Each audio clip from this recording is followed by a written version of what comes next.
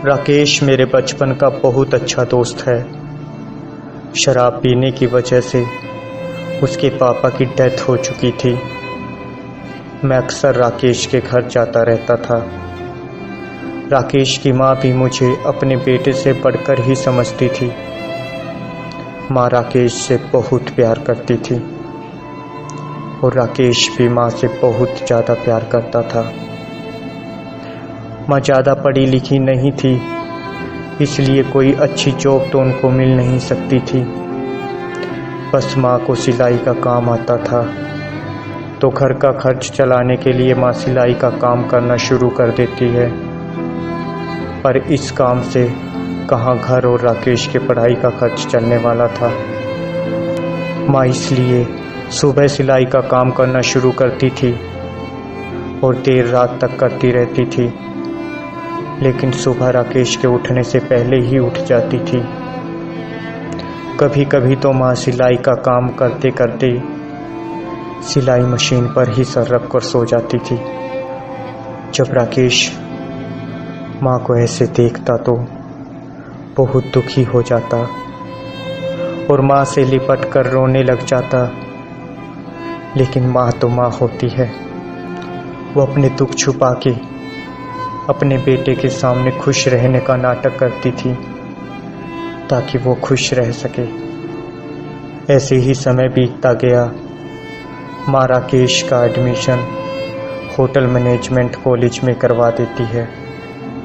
राकेश पढ़ाई पूरी होने के बाद जॉब करने के लिए मुंबई चला जाता है।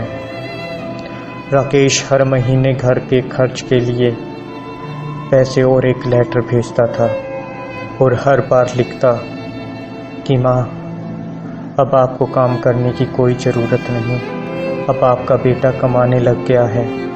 माँ, जब मैं आपके दुख वाले दिनों को याद करता हूँ तो अकेले में बहुत रोता हूँ। माँ लेटर पढ़कर रो देती है और माँ जवाब में लिखती है, मेरे जिगर के टुकड़े, तू ठीक तो है ना? खाना तो टाइम से खाता है ना? मुझे तेरी बहुत याद आती है। कुछ टाइम के बाद माँ अच्छी सी लड़की देखकर राकेश की शादी कर देती है।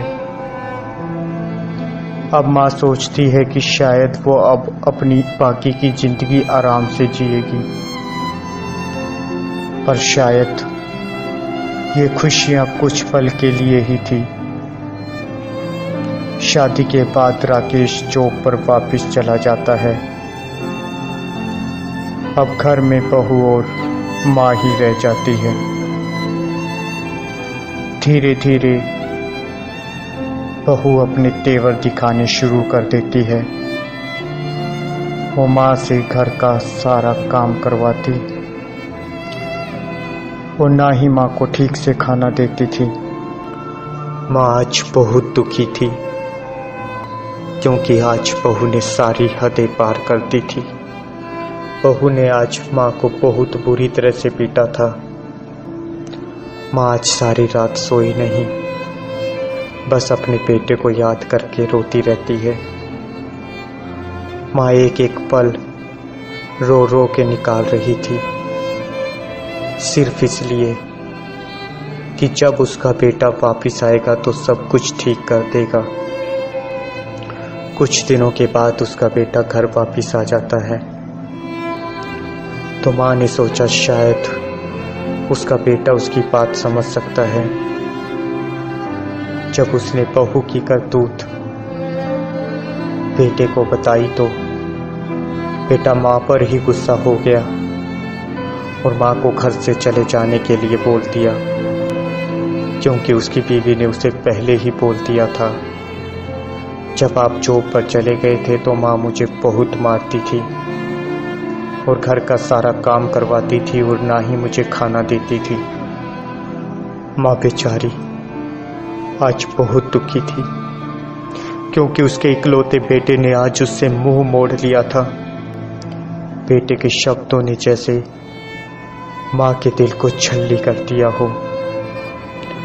अब रात को माँ पलंग पर सोते हुए बेटे और बहू की बातों को याद कर कर के रो रही थी। माँ ने फैसला किया, मैं अब ये घर छोड़ दूंगी। माँ रात के अंधेरे में ही घर छोड़कर चली जाती है। माँ अपनी संतान को उम्र भर अपनी जिगर का टुकड़ा बनाकर रखती है।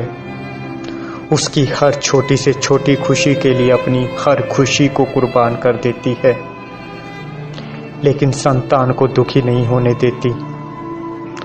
दोस्तों, क्या बीती होगी उस माँ के दिल पर जब उसकी संतान ने उसे घर से निकाल दिया और दर दर की ठोकरें खाने के लिए मजबूर कर दिया। इस दुनिया में जो लोग अपनी माँ को बोझ समझते हैं, वो लोग आस्तीन के सांप की तरह होते हैं, जो जरूरत पड़ने पर किसी को भी डस सकते हैं। ऐसे आस्तीन के सांप आपके दोस्त, आपके पड़ोस, आपकी फैमिली में भी हो सकते हैं। आप लोग ऐसे लोगों से बच कर रहें, क्योंकि ये लोग किसी के नहीं होते। क्योंकि जो माँ का नहीं हुआ वो किसी और का क्या होगा। अगर आपको हमारा ये वीडियो पसंद आया तो प्लीज़ लाइक करें, शेयर करें और कमेंट भी ज़रूर कीजिएगा, ताकि शब्दों के सहारे हमें हौसला ही मिलता रहे। अगर आपने हमारे चैनल को अभी तक सब्सक्राइब नहीं किया तो प्लीज़ कर लें। Thanks for watching.